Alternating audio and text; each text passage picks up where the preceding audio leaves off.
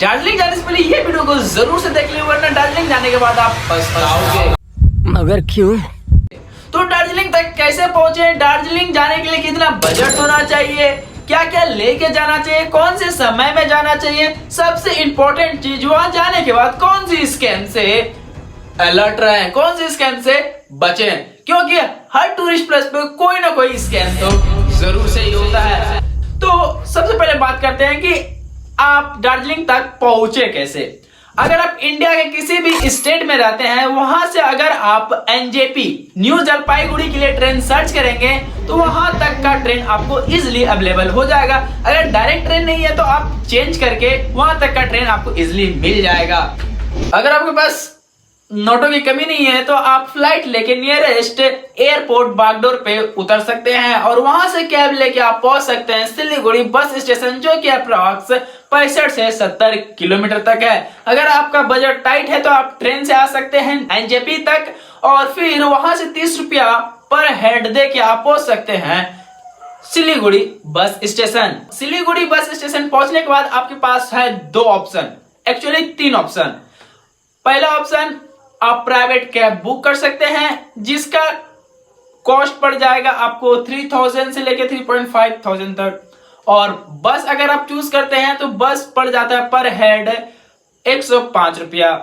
और एक ऑप्शन है कि आप टॉय ट्रेन से जा सकते हैं, और टॉय ट्रेन नॉर्मल टिकट है 1000 पर हेड और एसी वाली है 1500 पर हेड। उसके लिए बुकिंग आपको ऑलमोस्ट 1 महीने पहले करना होता है, क्योंकि यूजुअली उसकी सीट ऑलरेडी भरी हुई रहती है। और इसका बुकिंग आप जो है IRCTC ऐप से कर सकते हैं या फिर वेबसाइट से भी कर सकते हैं। तो आप अपने हिसाब से कॉस्ट इफेक्टिव देख लो कि किससे जाना है। The point to be noted, इस पॉइंट को आप ध्यान से सुनना।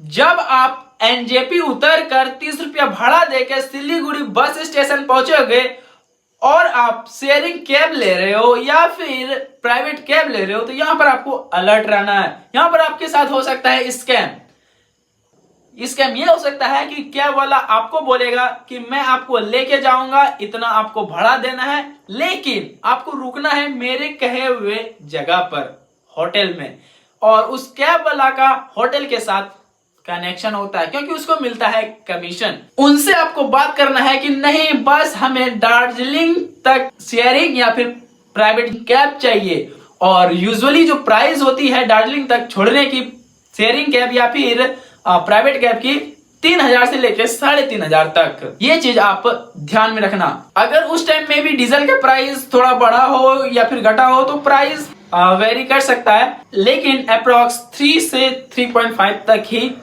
लेता है। अब मैं बताने जा रहा हूं एक प्रो टिप। ये प्रो टिप शायद ही कोई बताता है। शेयरिंग कैब या फिर प्राइवेट कैब या फिर बस लेने के बाद हो सके तो विंडो सीट लेने की कोशिश करो, या फिर फ्रंट में जो होता है ड्राइवर के पास बैठने की कोशिश करो। वहां से व्यू आपको मस्त दिखाई देगा। आपको अपना फोन फुल चार्ज रखना है, या फिर आप कैमरा लेके जा रहे हो तो कैमरा फुल चार्ज रखना है, क्योंकि रास्ते में ऐसे मोमेंट आते हैं जिसको देखने के बाद जो है दिल गार्डन गार्डन हो जाता है। अगर आप उसको कैमरे में रिकॉर्ड करना चाहते हैं तो कैमरा अपना चालू रखना, क्योंकि मोमेंट जो है, जो ब्यूटीफुल मोमेंट है, जो एक्चुअल मोमेंट है, वो कुछ सेकंड के लिए ही आता है और फिर आंखों से ओझल हो जाता है।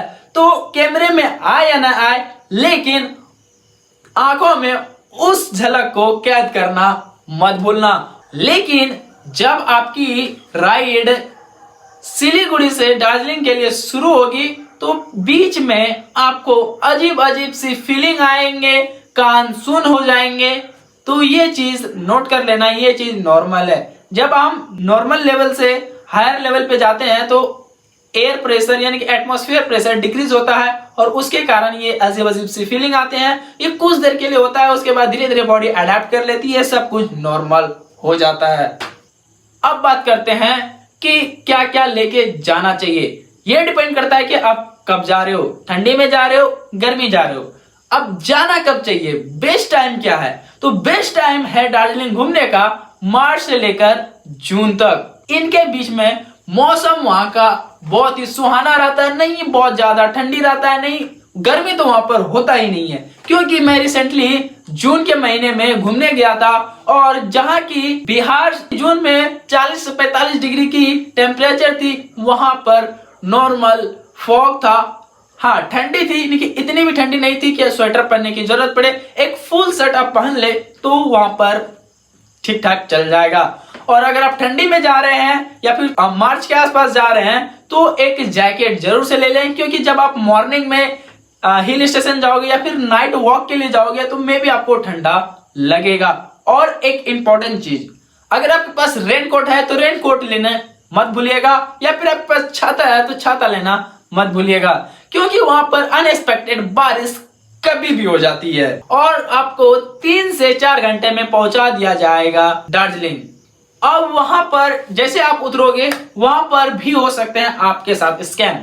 उतरने के बाद एकदम से अलर्ट हो जाना, अपना जो सारा सामान है वो ठीक से गाड़ी से उतार लेना, सही से देख लेना कि सारे लोग आसपास में, सबके सारे सामान सबके पास है। ये सिर्फ चीजें देखने के बाद आपके पास आएंगे वहां के दलाल, ब्रोकरेज, होटल ब्रोकरेज, होटल के दलाल। वो आपको बोलेंगे कि होटल चाहिए, ऐसा चाहिए, वैसा चाहिए। वो आपको फंसाने की कोशिश करेंगे, तो आपको फंसना नहीं है। तो उनसे आपको अच्छे से बात करना है। वो आपके हेल्प तो करते हैं, लेकिन आप उससे ठीक से कम्युनिकेट कीजिएगा। वहां पर हेजिटेट नहीं होना है। अगर आप हेजिटेट होइएगा तो आपके साथ स्कैम हो सकता है।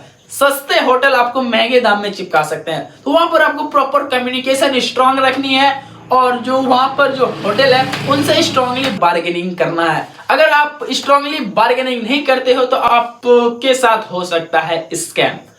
और यूजुअली जो है वो जून के महीने में क्या होता है, समर वेकेशन हुआ रहता है, तो उस टाइम पे जो होता है वो पीक रहता है और होटल्स के प्राइस जो है वो काफी ज्यादा होते हैं। और अगर आपका बजट बहुत ही ज्यादा टाइट है तो आप ले सकते हैं हॉस्टल।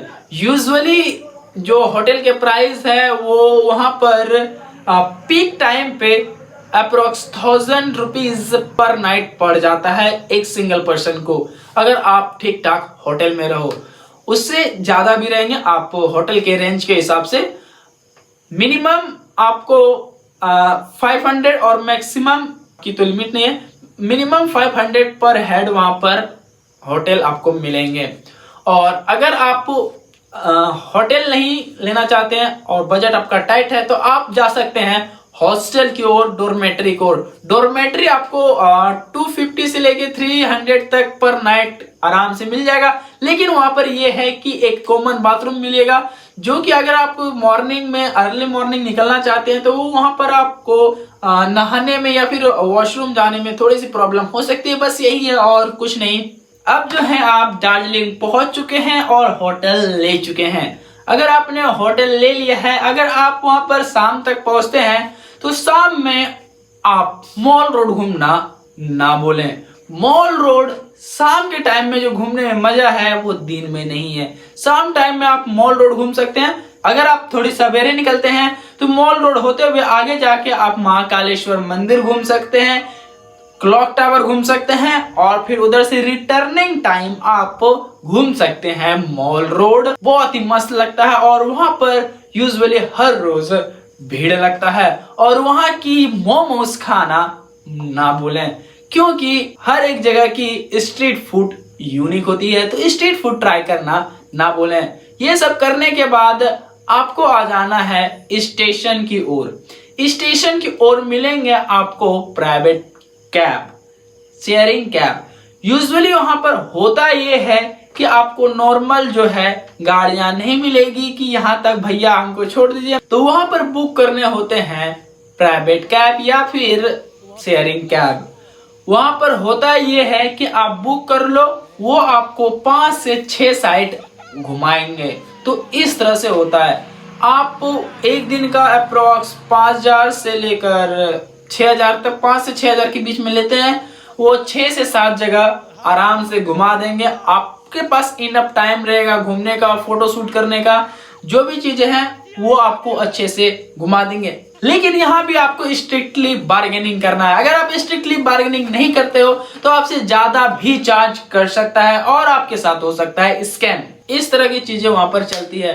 तो अगर आपका लो बजट है तो आप ट्रेन से आ सकते हो, ट्रेन के बाद आप बस ले सकते हो, बस लेने के बाद अगर आप वहां पहुंच जाते हो तो डॉर्मेट्री ले सकते हो। अगर आपका बजट ठीक ठाक है तो आप मस्त अपना टॉय ट्रेन से आओ, एक होटल लो, मस्त से घूमो, प्राइवेट कैब बुक करो, तो आपके लिए बहुत ही शानदार होने वाला है। अगर आपका बजट कम है तो आप बस, डॉर्मेट्री या फिर हॉस्टल या फिर शेयरिंग कैब, और वहां से लौटते समय टी गार्डन से चाय पत्ती लेना मत भूलिएगा। अगर आप दार्जिलिंग गए और वहां की चाय नहीं लाए तो आप क्या लाए, और वहां जाके आप जरूर से ट्राई करना, क्योंकि हर एक जगह की हर एक यूनिक टेस्ट होती है और हर एक के लेगेसी होती है, तो उस चीज को ट्राई करना ना भूलें।